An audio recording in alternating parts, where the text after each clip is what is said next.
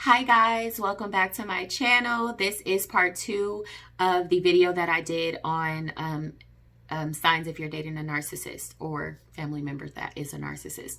So I'm going to be doing part 2 of this. This part 2 is about sociopaths. So I'm going to be going over some signs and symptoms if you are dating or have been in a relationship with a sociopath or have had relatives that are sociopaths. So you guys, don't forget the goal is still 1,000 subscribers. I would like to reach it very soon. Don't forget to like, comment, and subscribe. That's how we get things going. So I'm going to go ahead and jump straight into the video. So the first symptom of it is lack of empathy. And if you guys have watched my first video, you will see that that was one of the symptoms of being a narcissist. Okay, so lack of empathy. They don't feel sorry for what they're doing. They don't have any remorse with how you're feeling, your feelings. They don't care. That doesn't exist. So they don't feel anything. That's why they're able to do these terrible things to you over and over again and not feel anything about it. I actually had the guy I was with actually laugh in my face while I was crying. He would do the most devilish things to me, and he enjoyed it. He actually enjoyed it. And he would break me down, and he would get such fulfillment out of it. And it was just so sadistic. Like, it was so weird. And I didn't know at first that he was a sociopath until years later, toward the end of the relationship, when I started putting in to Google some of his symptoms, and that's what popped up. That's another reason why I'm doing this video, so that you guys can know who you're dealing with from the start of it. And remember, in the beginning, you guys, they're charming. They love bomb you. They make you feel like you're special and kind. They pay you all kind of compliments, all the attention in the world. They're opening doors for you. They're gentlemen. And then once they know they got you, they flip that switch, and then there's someone else. All right, the second symptom is going to be difficulty with relationships. Of course, they cannot maintain a healthy relationship because they lack empathy, along with a lot of other things. So again, the relationship can get very toxic. It can be a lot of verbal and even physical abuse. Same with narcissists. I've experienced this personally, mental and physical abuse from the sociopath that I was with for over 14 years. And it was pretty bad, you guys. It broke me. It broke me down. But God, he picked me back up every single time. It got really, really bad. The next symptom is manipulativeness. And actually, I didn't tell you guys, but that's also a symptom of a narcissist.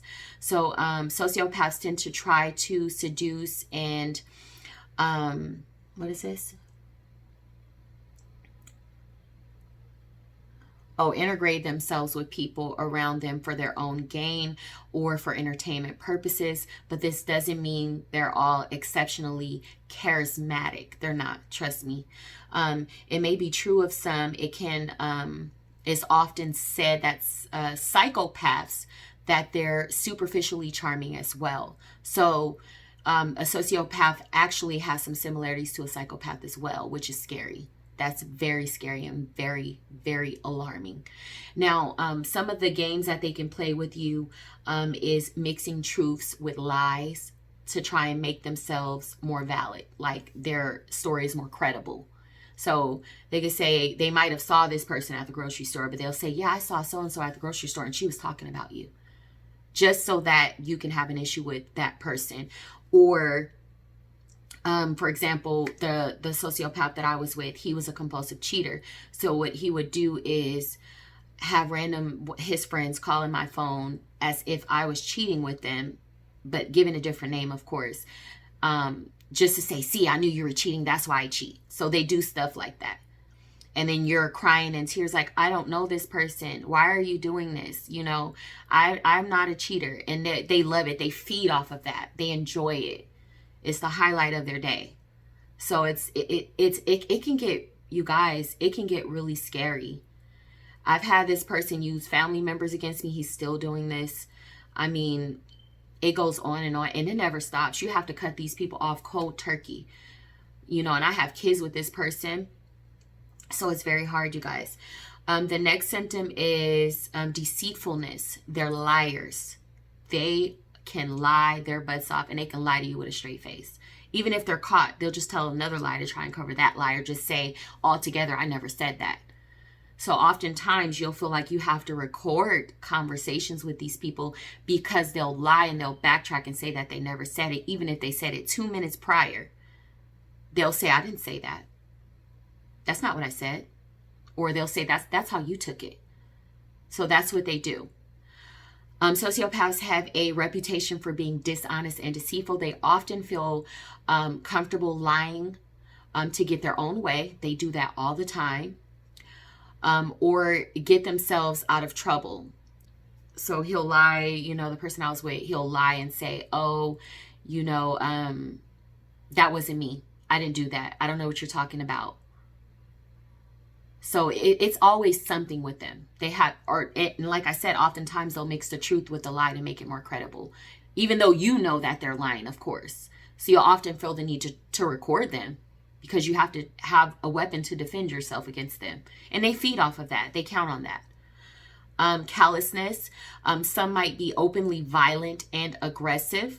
Mine usually is more aggressive behind closed doors, but because, again, he cares what people think.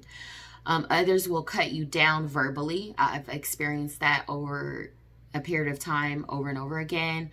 When people attack me, even though I'm right and they're clearly wrong, he'll side with them. He'll agree with them. He'll allow people to talk bad about me, bash me. They'll often have group talks bashing me, just don't care, and then act as if they're defending you when they're not. Or even make something up about you altogether. So, for example, this particular incident, we worked at the same place, and, I was wondering why people, this was before I started working there, I would pick them up. They would treat me really bad, and they would kind of make things up about me, and I'd be like, damn, why are these people saying this? And then come to find out he was feeding them this information to play the victim and to bash me. So when I started working there, I figured that out. Symptoms of hostility. Let me see. Oh, callousness. Sorry, let me finish this.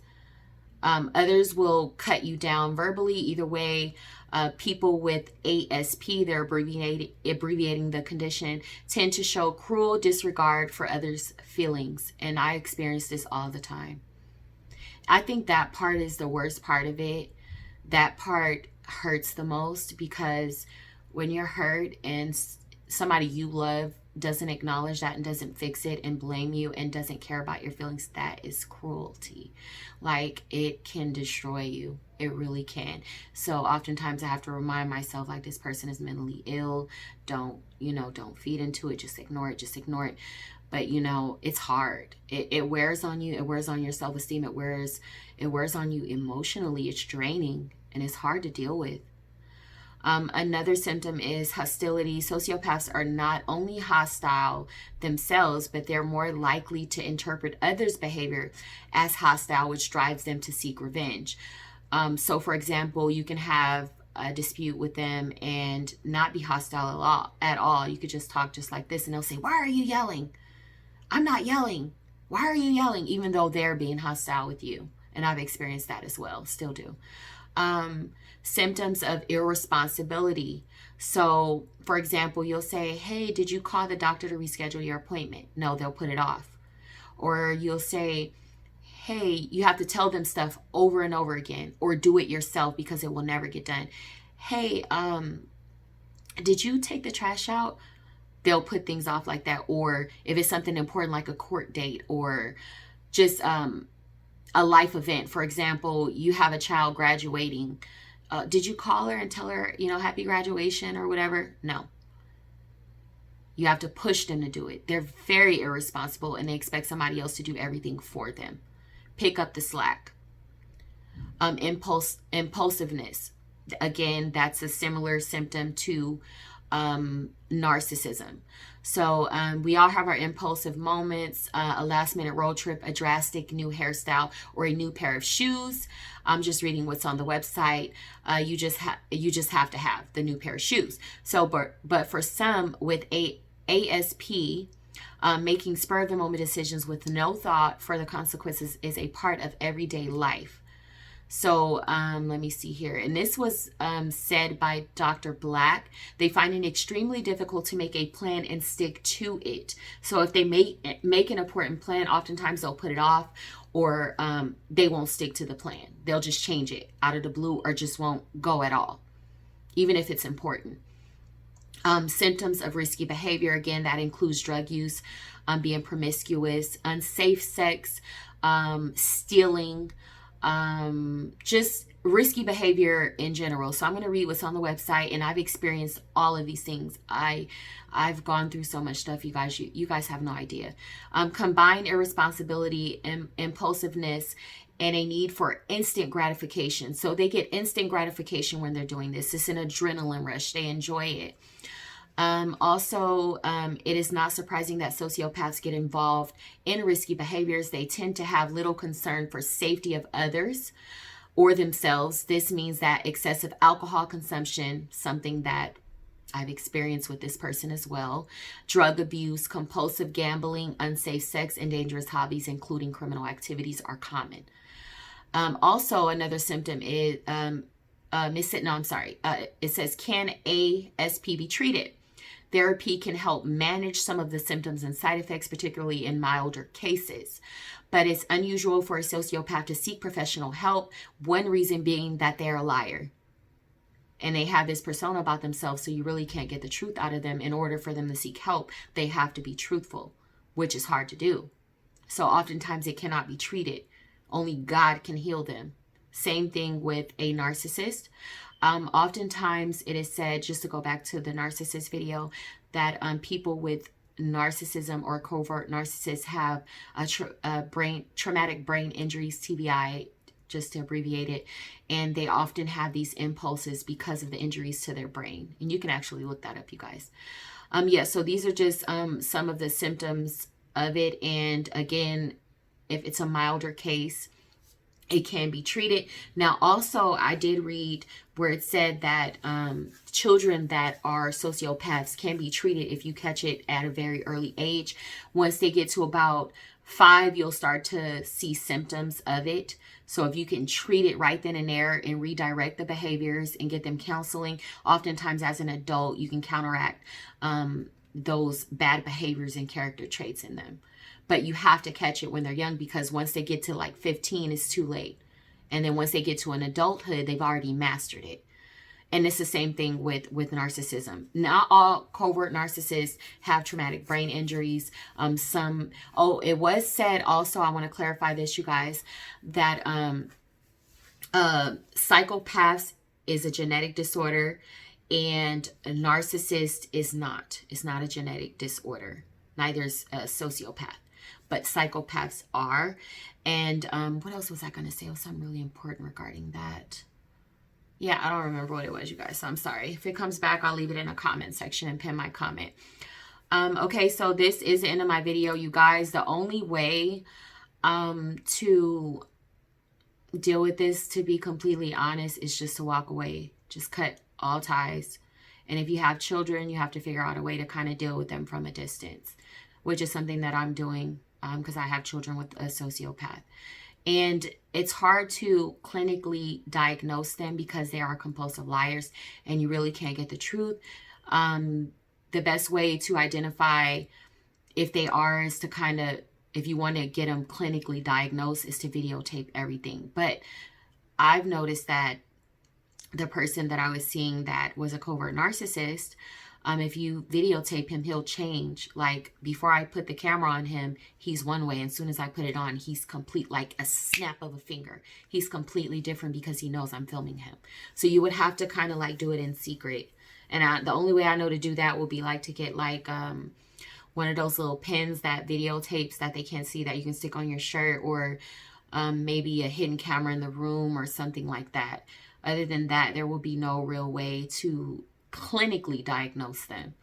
And again, the one person that ultimately can heal them is God, you know, but it's very dangerous. It's a very dangerous situation to be in. They can get very aggressive, very angry, very fast.